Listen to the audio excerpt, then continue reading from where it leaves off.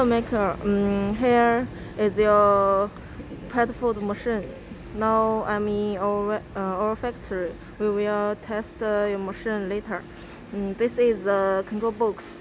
You can see the model speed, conveyor belt speed.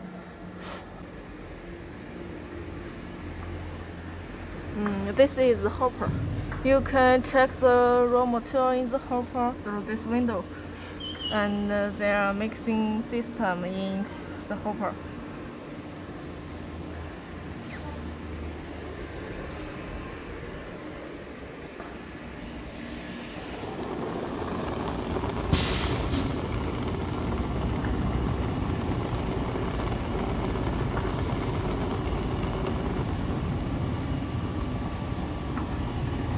Now the new product come out from here.